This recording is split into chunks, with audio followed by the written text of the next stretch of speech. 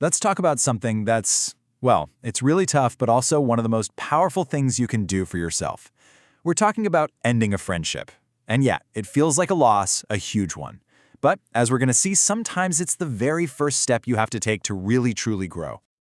I want to start right here with this question, because if your answer is yes, then you already get it. You know how painful and confusing and just messy it can be. And if you're thinking about it right now, you're probably living in that cloud of doubt. It doesn't matter if you've done it before or you're in the middle of it now. This is a tough spot for anyone. The goal isn't to have the answer right away. It's just to admit how complicated it all feels. So, how do we get past that vague, uneasy feeling in your gut? You know the one. The key is to move from that feeling into a place of clarity. And that all starts with learning how to spot the actual signs that a friendship is draining you instead of lifting you up. Now, what I find really interesting about this definition is what it doesn't say. It doesn't say the other person is evil or a bad person. It's not about blame. It's all about the dynamic of the connection itself. You just have to ask two simple questions. Is this helping me grow, or is it consistently making me feel worse? That's it. That's the real test. So what does that dynamic actually look like day to day? Well, think about it. After you hang out with this person or even just text with them, do you feel energized or do you feel exhausted, like you need a nap? Do their little comments, even the ones that sound like jokes, make you second-guess yourself? Is it a one-way street where you give and get very little back? When this stuff becomes the norm, it's not just a rough patch anymore. It's a massive red flag that this relationship is actually holding you back. Okay, so seeing the signs, that's the first big hurdle. But the next one, that's finding the courage to actually do something about it. This is where we have to shift from just thinking about it to taking action. And it all comes down to choosing your own peace over the comfort of what's familiar. And this right here, this is the internal tug of war that so many of us go through. One part of your brain is screaming, don't do it. You'll be alone. You should feel guilty. And it's holding on to that tiny shred of hope that maybe, just maybe, they'll change.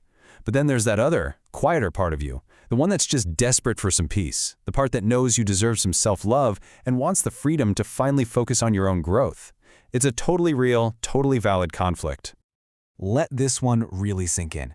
We are wired as humans to stick with what's familiar, even if it's unhealthy. So when a choice feels this difficult, that feeling of resistance isn't a sign that you're wrong. It's a sign that you are pushing yourself out of your comfort zone and stepping into some real, meaningful growth. All right, so you've recognized the problem, you've battled with the decision, now comes the part everyone dreads. What do you actually do? So let's break down a clear, practical guide for how to set the boundaries that you need. This quote really sets the stage perfectly, doesn't it? It's honest, it tells you straight up, this isn't going to be easy, but it's also so hopeful. It reminds you that this isn't about being mean or aggressive, it's a necessary step toward your own healing. Look, this is not about having some huge, traumatic confrontation. It's a deliberate process. It starts quietly, with you just accepting the truth for yourself. Then, you start to create a little distance, just to give yourself some room to breathe.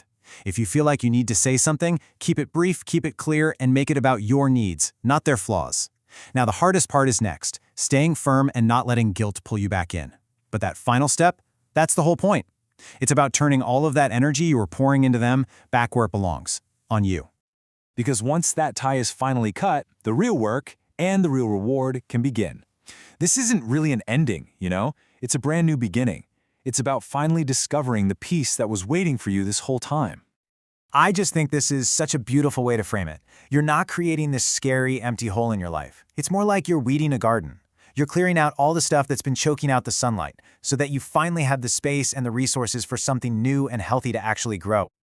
And this is the payoff. This is what's waiting for you on the other side of all that difficulty. You get your peace of mind back. You build this deep sense of self-love because you proved you're willing to choose yourself. All of a sudden, you have all this energy for your own goals. And you've made space for people who will actually support you and cheer you on, which means your personal growth can finally take off without anything holding it back. So we'll end with this thought. This whole journey isn't just about running away from something negative. It's about moving towards something incredibly positive.